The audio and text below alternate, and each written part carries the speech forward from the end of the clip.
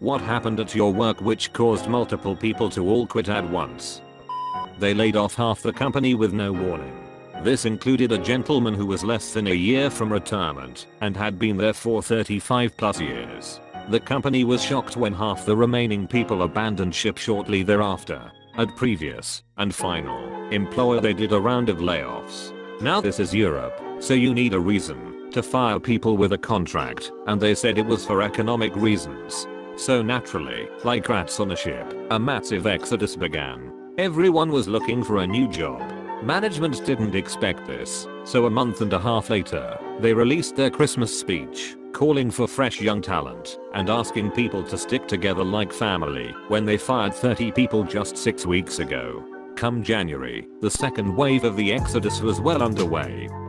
The company consistently outpaced competing firms and found itself emerging as one of the industry leading agencies. This was also a California tech firm, so shorts, flip-flops, beers at lunch, getting high on the roof were all rather common. But we were rapidly growing, and the atmosphere/location made us a hot ticket for talent. Anyway, CFO and CMO cashed out, and the CEO decided to totally remodel the company by making it far more corporate. On top of all of this, they implemented unattainable goals and removed our work from home policy. The final straw was they removed our rather generous vacation policy and replaced it with unlimited vacation, which was a facade for you can take as much vacation as you want if we approve it. Like 1/4 of the company quit and immediately landed at better jobs. Also profit tanked. Unlimited vacation is such a scam. When a company gives limited vacation time, they have to pay you for days you accrued but didn't take when you leave the company, unless they give unlimited vacation. In that case, they don't have to give you shit. The only time I was ever denied vacation is when I worked for a company with unlimited vacation time. Duck that. Restructure of the way we are paid. What I used to do involved about 40% client interaction, 20% team/coworker interaction, and 40% paperwork and case coordination stuff.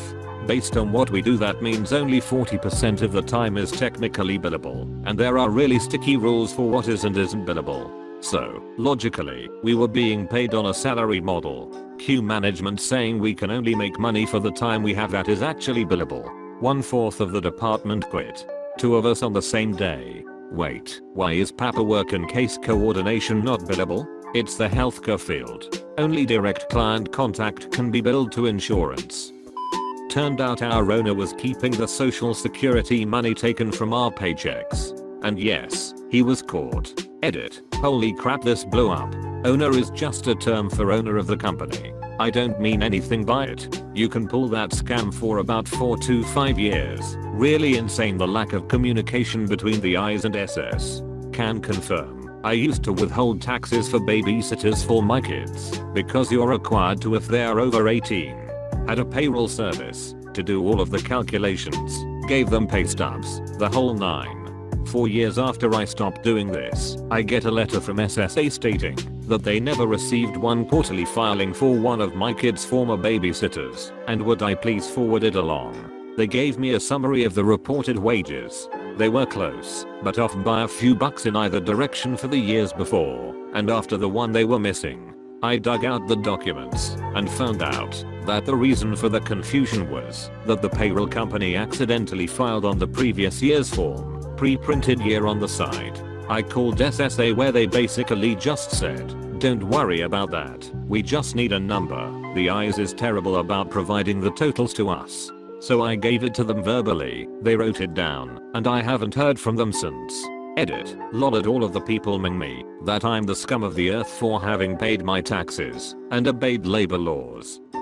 The owner died, and his idiot son took over and decided that the company didn't make him enough money and started to implement cost-cutting measures like turning off the accounts in the building. Let me guess, 2 people are working on this? Why not use 1 person for half the cost? Why not just use half a person at a quarter the cost? Oh hey, you know about my job. Oh, we don't need 3 people in this department. Let's cut that in half. Manager is split between locations and give all the work to Shen, the contractor, who isn't contracted to do any of this work. Yay. Cost savings. When I was 16, I worked in the concession stand at a minor league baseball stadium. Minimum wage at the time was $5.15/HR. This job paid $8 and it was always in the evenings, so it was perfect work for a high school student. The only bad thing was our management was terrible. The main manager would throw toddler tantrums about once a shift over stupid bullpoop, like not ordering enough of a specific beer. She did the ordering, or running out of pre-cut lemons for tea. One night the stadium was running a promotion, and it was incredibly busy, easily 2-3x the normal volume of customers. We were all working our butts off handling multiple roles each with absolutely no downtime. Although we all cleaned as we worked, nobody had a chance to do thorough cleaning for the whole shift because of the never-ending horde of hungry baseball fans. The manager showed up 3 to 4 hours late per usual and throws the biggest ducking tantrum ever over the unswept floor. Finally, she announces, "Listen up you lazy ducks. Minimal work gets minimal pay. Everybody is being paid minimum wage tonight because you slobs won't clean up anything." Both of our bartenders and the barback quit on the spot, which caused a chain reaction. We all took off our aprons and hats to leave. She blocked the exit and was red in the face from screaming. So one of the cooks climbed out of one of the big serving windows where we served customers. So I did the same and most of the staff followed. Bear in mind that this all happened in front of like 200 plus customers. Of course, my final paycheck got lost, so I had to file a wage theft complaint with the Texas Workforce Commission. Owners retired. They were literally the greatest people, both very sweet, but kept the place running like a well-oiled machine. They took pretty good care of us and their restaurant. When they left, they gave the restaurant over to their nephew, who at the time was a busboy/waiter, kind of standoffish, didn't really interact with us too much, a bit lazy at times, but for the most part did it and went home. He seemed okay until he got the power of being the owner. He fired 4 people, including 2 of the 4 cooks and 2 of the 3 dishwashers, literally that same day, on a Friday night just before the dinner rush, all because he didn't like their attitude.